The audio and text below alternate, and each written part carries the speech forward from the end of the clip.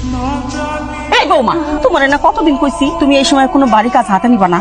আপনি যে 2 দিন পরে বাচ্চা হবে সেটার কোনো খেয়াল আছে? মানে আমার বউ বাচ্চার খেয়াল কি আপনি রাখেন না আমি রাখি? আমি একজন পুলিশ, সেটা ভুলে গেলে তো চলবো না, তাই না? আমার ডিউটি আছে।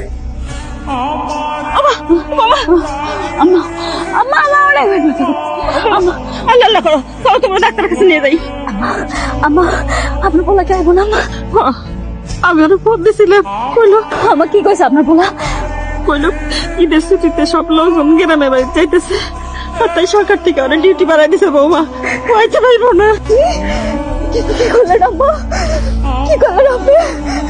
নিজের বউ বাচ্চার দায়িত্ব পালন না কইরা সে দেশের দায়িত্ব পালন করতেছে, দেশের মানুষের দায়িত্ব পালন করতেছে। অন্যের বউ বাচ্চা কেমনে ঠিক ভাবে বাসায় যায় এই দায়িত্ব পালন করতেছে।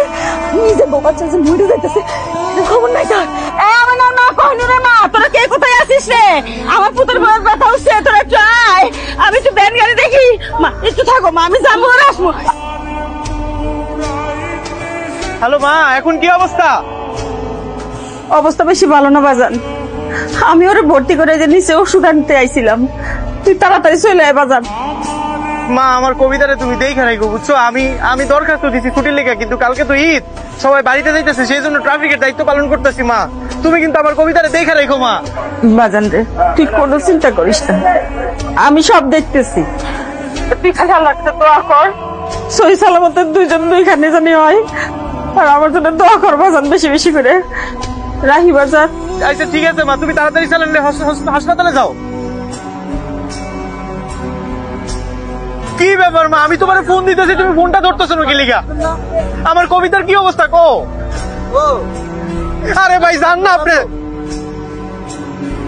মা আমার কবিতার কি অবস্থা? মা আমি তো ছুটি পাই নাই মা। আরে জান না রে ভাই, ধর। আমি ছুটি পাই নাই মা, আমি ছুটি পাই নাই। আমি দরখাস্ত দিয়েছি কিন্তু ছুটি দেয় না। আজকে রাস্তার মধ্যে ডিউটি পালন করতেছি মা। আমার কবিতার কি অবস্থা? আমার বাচ্চা কেমন আছে মা?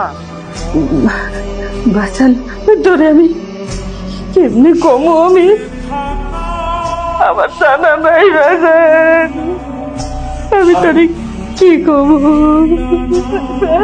আমার সর্বনাশ হয়ে গেছে বাজান, কবিতা নাই।